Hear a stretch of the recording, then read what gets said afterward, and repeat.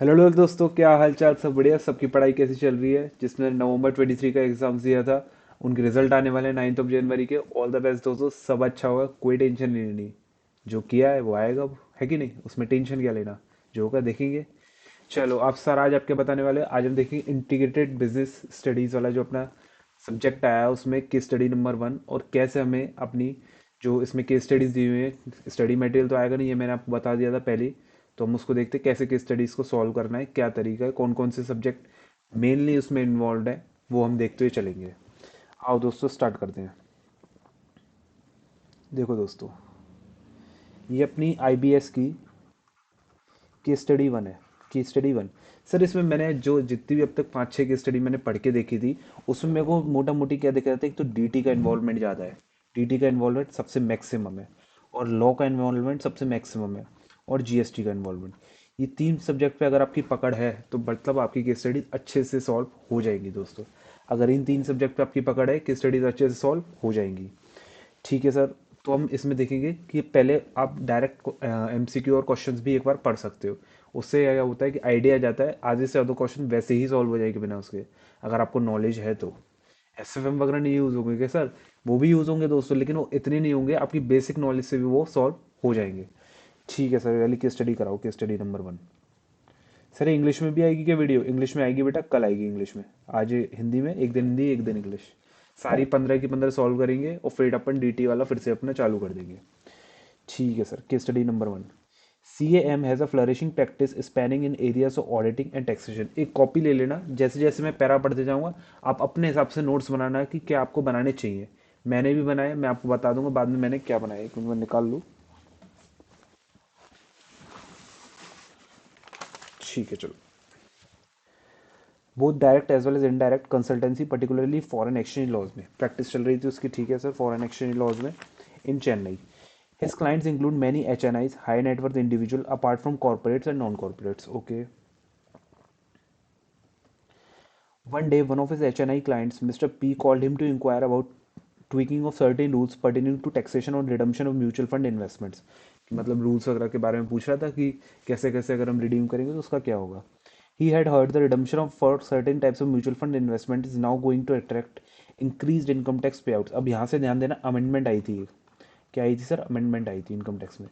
50AA section करके एक include किया गया है, वो रिडम्पशन के बारे में बात किया करता है।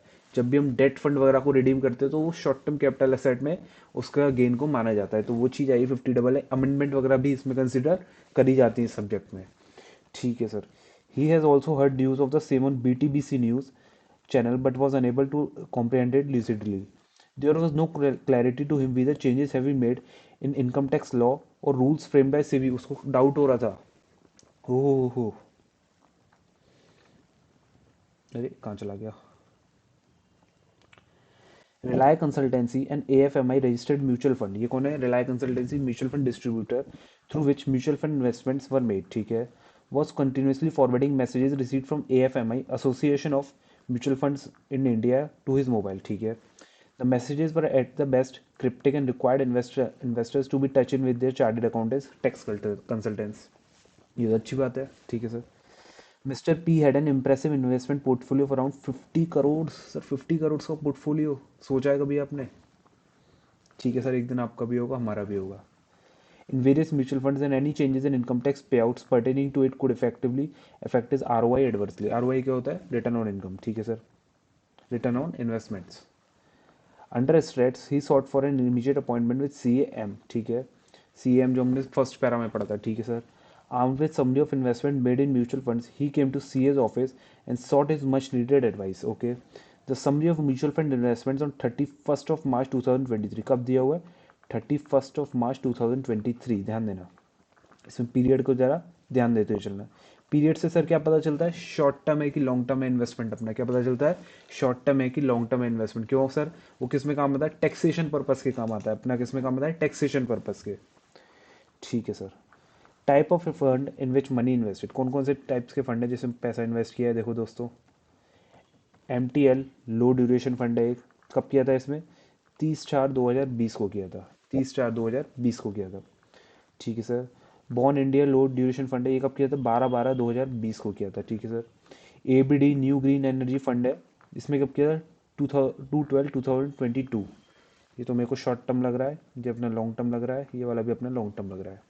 SBA life arbitrage fund. क्या है arbitrage fund? Sir arbitrage fund क्या होता है? आर्बिट्रेज फंड एक हाइब्रिड फंड होता है जिसमें दोनों का मिक्सचर होता है, इक्विटी और डेट वाला, उसके बेसिस पे बनता है। 8/11/2021 को इसमें इन्वेस्टमेंट किया हुआ है, ठीक है सर। कितना कितना किया है? 10 करोड़ किया है इसमें, 15 करोड़ किया है, 15 करोड़ किया है, 10 करोड़ किया है। Besides that, he has also invested 5 lakhs in liquid fund. Since amount invested was small, he was not bothered about the same. उसको कोई चिंता ही नहीं थी, 5 लाख तो जब 50 करोड़ का पोर्टफोलियो तो 5 लाख की क्या औकात। He has also informed to CAM that funds stated at 1 and 2, ये वाले जो दोनों अपने 1 and 2, ये दोनों क्या है अपने डेट फंड्स हैं, ठीक है सर, कोई दिक्कत नहीं है। And fund stated at 3 and 4 are equity fund, और ये दोनों क्या है अपने इक्विटी फंड्स हैं। क्या है अपने इक्विटी फंड्स, ठीक है sir. He further informed that these debt funds have invested 30% of their proceeds in equity shares of domestic company. Okay ये जो डेट फंड्स हैं इनने क्या किया? 30% अपना पैसा क्या लगा दिया है? इक्विटी शेयर्स में, ठीक है सर। जो डेट फंड पे पैसा आया उसने क्या किया? 30% इक्विटी शेयर में लगा दिया, ठीक है sir. And equity funds are invested, इसने क्या किया है? इक्विटी फंड्स वालों ने 70% पे जो पैसा आया इन पे 70% उनने इक्विटी शेयर में लगा दिया, ठीक है सर। तो इन्वेस्टर ने पैसा दिया, पैसा आगे लगा दिया, ठीक है सर, कोई दिक्कत नहीं है। In equity shares of domestic companies, ठीक है sir. The investment pattern of fund is going to remain unchanged in coming years too, ठीक है, आगे भी यही रहेगा। He was planning to redeem his entire mutual fund investment portfolio in month of October 2023। यहाँ पर क्या बात हो रही है? रिडम्शन की बात हो रही है। कब रिडीम करना चाहता है वो? अक्टूबर 2023।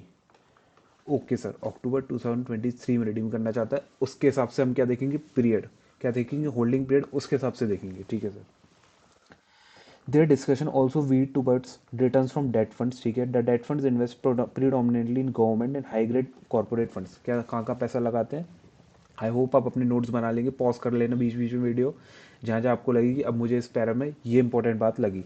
अभी प्रैक्टिस करोगे तभी तो एग्जाम में लिख पाओगे दोस्तों, ठीक है सर। एग्जाम में तो हम साइड में ही लिखते जाएंगे कि हाँ ये मेन मेन बात मुझे लगी है, ठीक है सर।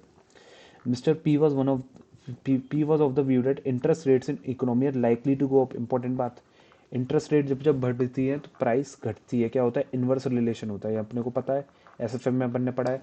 प्राइस बढ़ती है तो इंटरेस्ट बढ़ती है तो प्राइस गिरती है, ठीक है sir. In few months times keeping in view broad macro economics indicators, ठीक है सर, कोई दिक्कत नहीं है। The discussion stretched a bit and it came out that he plans to buy a villa in Goa। Sir अब मज़े भी लेने हैं तो विला बाय करेंगे कहाँ पे? गोवा में।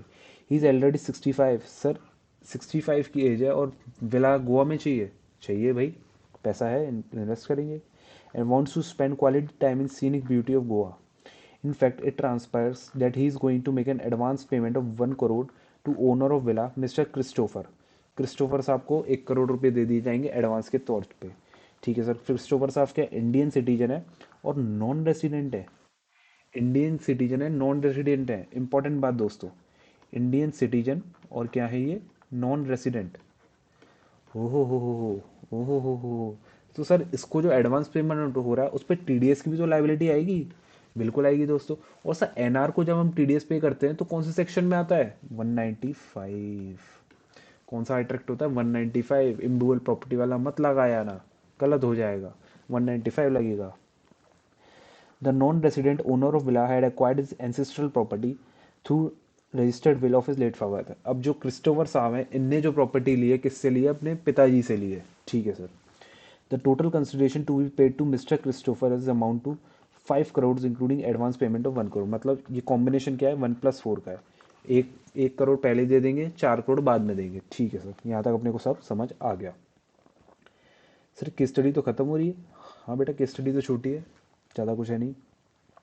शुरू शुरू में तो क्या है ऐसे आसान भी देता, और होप्स हो कि आपके एग्जाम में इन्हीं में से एक दो तो रिपीट हो ही जाएंगी, क्योंकि आपने भी जब देखा होगा जब पुराना वाला न्यू कोर्स आया था तब इकोनॉमिक लॉ जो सब्जेक्ट था उस पर कितनी केस स्टडी रिपीट होती थी, है ना।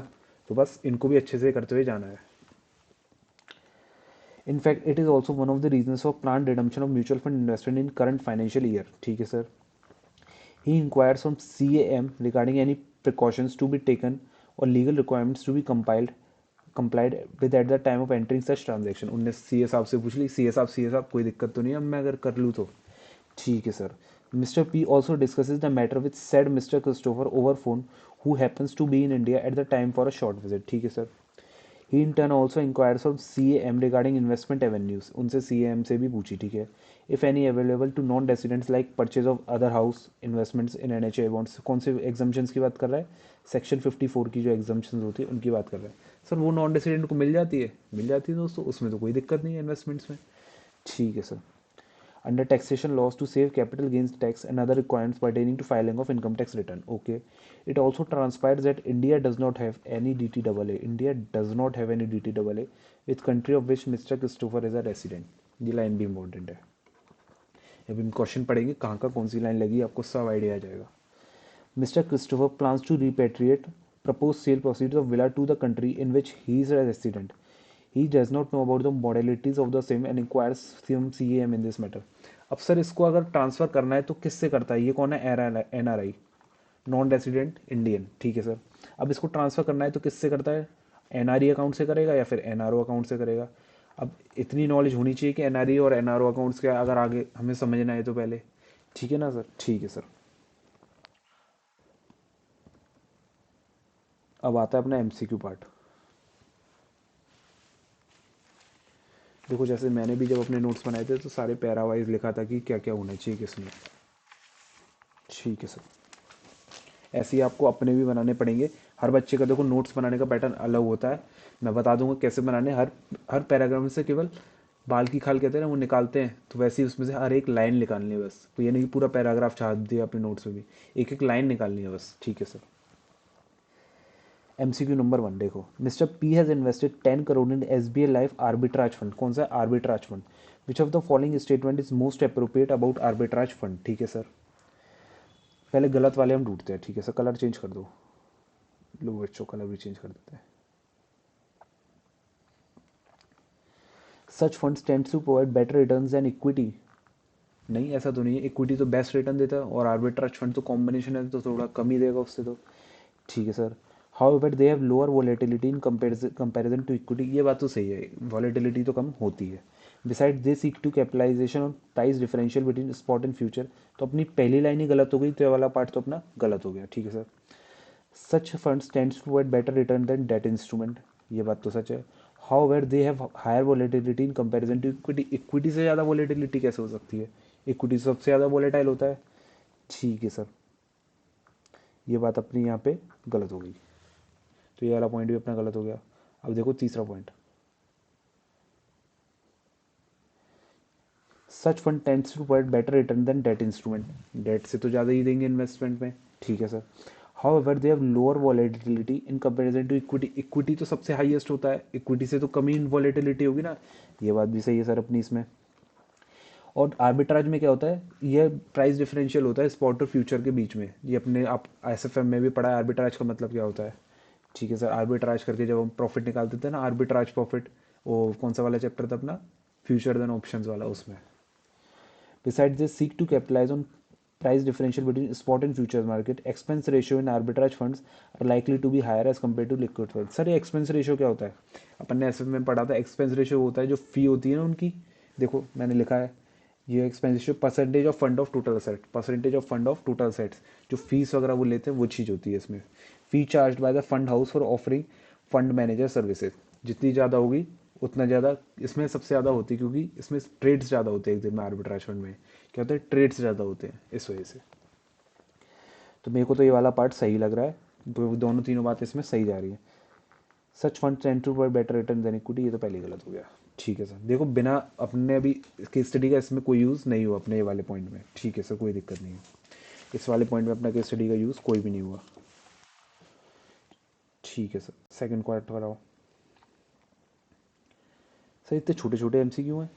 Mister P's of the view interest rate in economy है लाइकली टू राइज। मैंने आपको बताया था जब जब इंटरेस्ट रेट बढ़ती है तो प्राइस गिरती है, प्राइस गिरती है। ठीक है sir. Which what impact likely it would make on NAV। अब देखो प्राइस घटी और जो अपनी यूनिट्स होती हैं, यूनिट्स इनटू प्राइस करेंगे तो वो भी डिक्रीज होगा। जब प्राइस डिक्रीज होगी तो टोटल भी डिक्रीज होगा। और जब टोटल डिक्रीज होगा तो NAV कैसे निकालते हैं? एनएवी का क्या करते हैं, टोटल असेट्स के बेसिस पे निकलती है, total assets divided by units.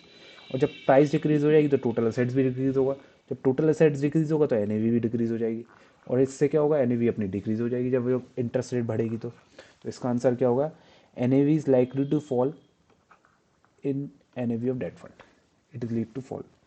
इसका आंसर ये, बाकी सारे गलत हैं इसमें, लॉजिक मैंने आपको बता दिया पूरा। ठीक है sir.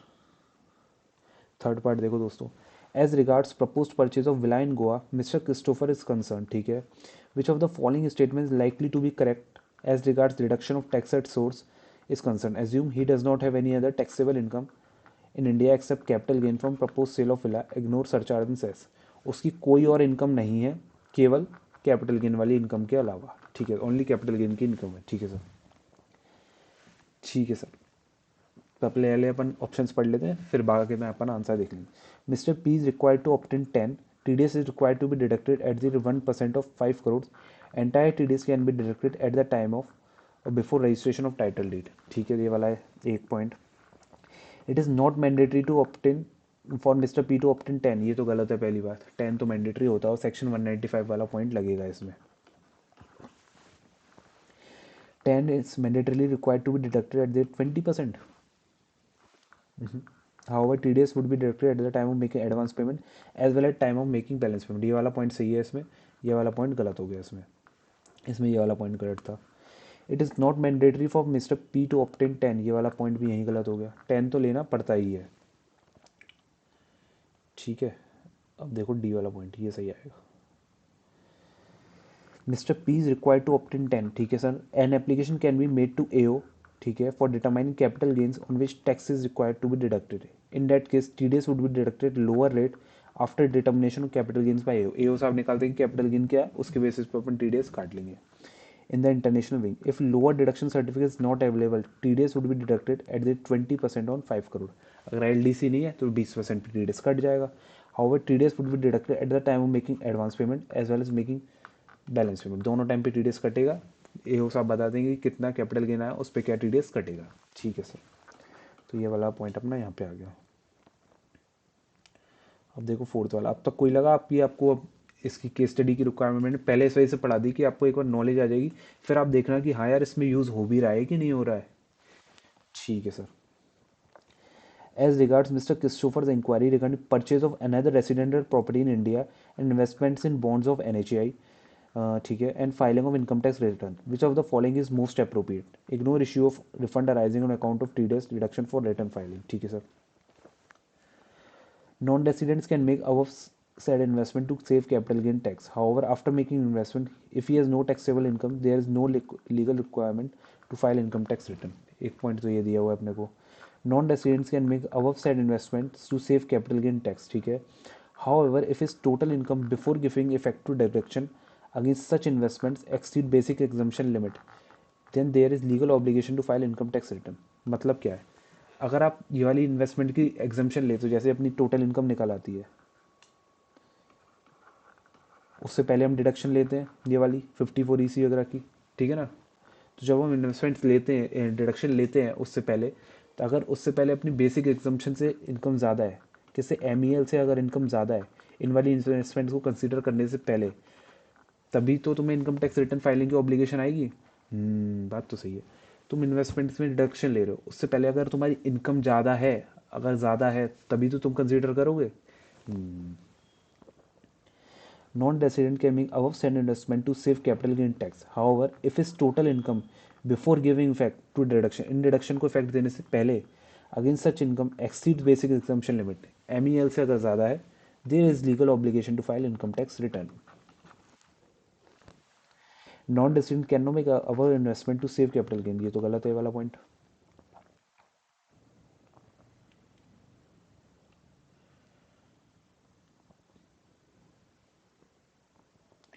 Non residents can make investment by purchase of another residential property but can not make investment in bonds of NHI, ये भी गलत है। तो अपना पॉइंट सही कौन सा हो, बी वाला सही हो गया, ठीक है sir.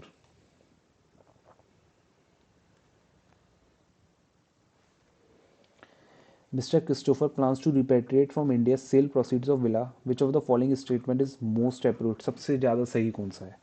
Proceeds up to 2.5 lakh can be repatriated in a financial year by using LRS. LRS किसको मिलता है बच्चों? LRS किसको मिलता है? रेसिडेंट्स को केवल। NR को LRS नहीं मिलता। तो सर उनके लिए कैसे करते हैं? मैंने आपको बताया NRO अकाउंट्स की मदद से, NRE अकाउंट्स की मदद से, उसकी मदद से ट्रांसफ़र करते हैं। ठीक है सर, तो ये वाला पॉइंट तो अपना पहले ही गलत हो गया।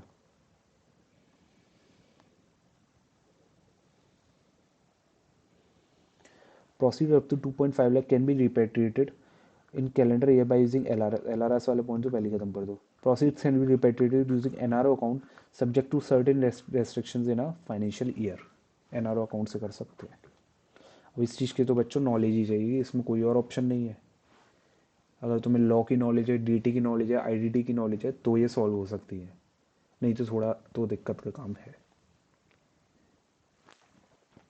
देखो डीटी आईडीटी तो अपने ग्रुप टू का वैसे ही सब्जेक्ट है, बस पढ़ना क्या है अपने को? Main law. कौन सा पढ़ना है? लॉ। और लॉ कैसे कर सकते हो? जिसका अगर केवल ग्रुप वन खत्म हो गया है तो इसके लिए क्या कर सकते हो? Revision video. क्या कर सकते हो? अब रिवीजन वीडियोस, उसकी मदद से सॉल्व तो करनी पड़ेगी, तभी हो पाएगा। ठीक है ना, मैंने आपको तरीका बता दिया है ये। अब देखो डिस्क्रिप्शन।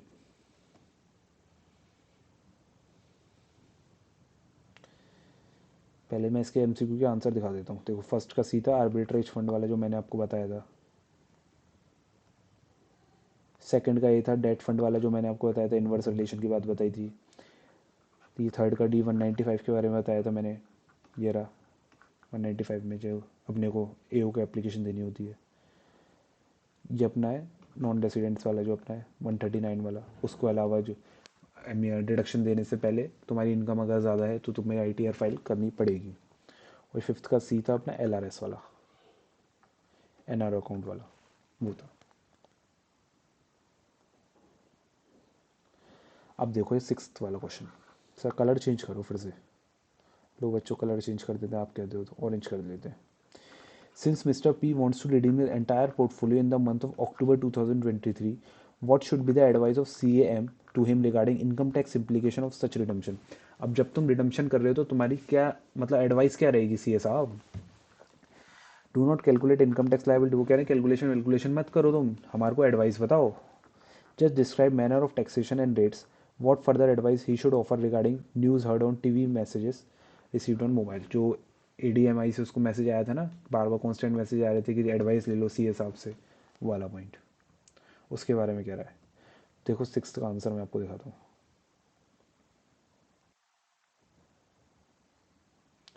बिल्कुल सिंपल आंसर है ये, कुछ भी नहीं है इसमें। सीधा बताया शॉर्ट टर्म कैपिटल गेन लगेगा या लॉन्ग टर्म कैपिटल गेन बनेगा। इतना बड़ा लिख दिया, कुछ है नहीं इसमें, बताऊँ। देखो MTL low duration fund and bond India low duration fund are debt funds, ठीक है। How in case of MTL low duration fund holding period would likely to go more than 36 months. कैसे गया था? उसमें अपने को पीरियड दिया हुआ था। It would qualify as long term capital asset by virtue provisions of 229 and 242 L. Therefore, long-term capital gain would arise on redemption of units of this fund. Indexation benefit would be available and long-term capital gain would be charged 20% 112 पे। अगर दूसरा वाला होता अपना कौन सा equity वाला, तो दूसरा टैक्स रेट लगता। ठीक है, ठीक है sir.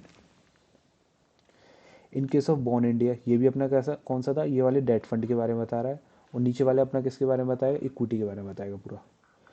Holding period would likely to go less than 36 months, तो ये अपना क्या बन गया? शॉर्ट टर्म बन गया। और शॉर्ट टर्म पे क्या लगता है? स्लैब रेट्स इसमें।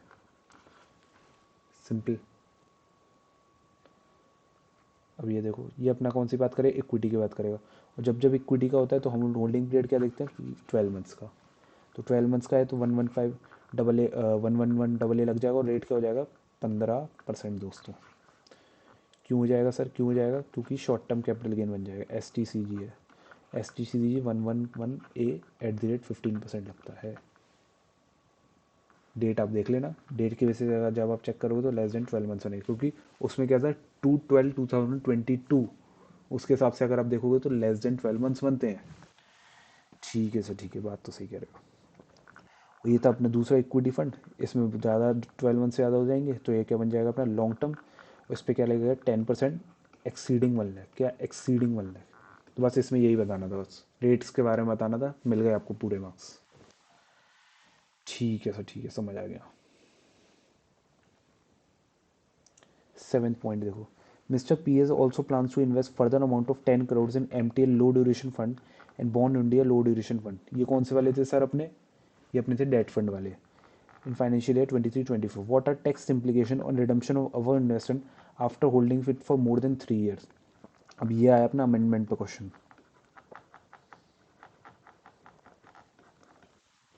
Assume the tax law applicable in financial 2023 23-24 remains unchanged at the time of redemption। ये कौन सा सेक्शन आ रहा है इसमें? 50AA।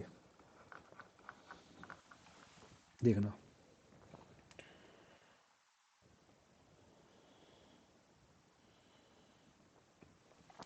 Both MTL low duration fund and bond duration fund invested 30%, क्योंकि डेट फंड थे और डेट फंड वाले ने कितना इन्वेस्ट किया था? 30%। इक्विटी वाले ने कितना किया था? 70%। ठीक है सर।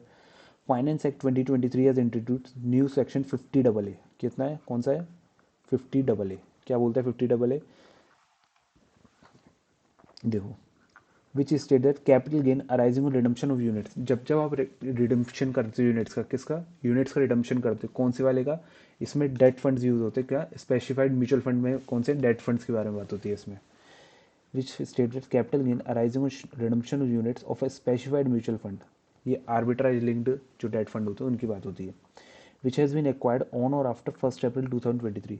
जो भी अपने डेट फंड 1 अप्रैल 2023 के बाद आए हैं, उस दिन या फिर उस दिन के बाद, उस दिन या फिर उस दिन के बाद, उस दिन या फिर उस दिन के बाद। ठीक है सर। इतनी बार क्यों रिपीट करते सर? जिससे कि आपके माइंड में बात रिकॉर्ड हो जाए, अगली बार जब आप सुनो तो आपको अपने आप बातें याद आना चालू हो जाए।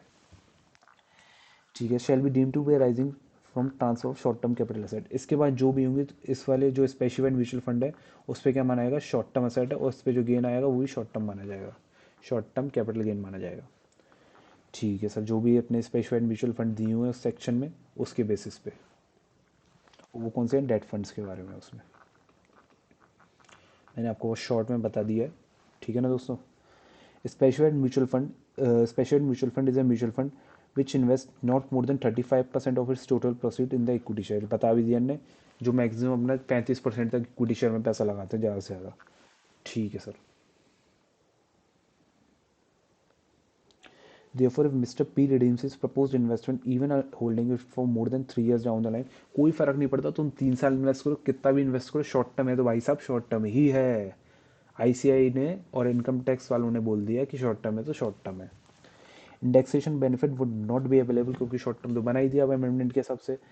सच income would be deem to be short term capital gain and it would be taxable in accordance with slab rates applicable to it. Short term में तो स्लैब रेट्स लगता ही है, अपने को देखा था अपन ने डेट फंड वालों में तो। ठीक है सर, आ गया सर। स्पेसिफाइड वाला पता चली गया, जो मैक्सिमम 35% तक लगाते हैं। बात तो सही है। 8th क्वेश्चन क्या था देखो अपना, मिस्टर क्रिस्टोफर और नॉन रेसिडेंट, ये कौन थे? एनआर साहब थे अपने। Is planning to sell is villa in Goa, examine validity with respect to FEMA. अब देखो फिर लॉ का आ गया ना एप्लीकेबिलिटी। अब तक डीटी चल रही थी, अब लॉ की भी आ गई। आगे जो अपन करेंगे केस स्टडी, उसमें जीएसटी का भी एप्लीकेबिलिटी आएगी। As per section 6(5) of the FEMA, ये तो बहुत बच्चों ने अगर लॉ पढ़ी है तो उसमें भी, इकोनॉमिक लॉ में भी बहुत बार ये सेक्शन रिपीट होता है।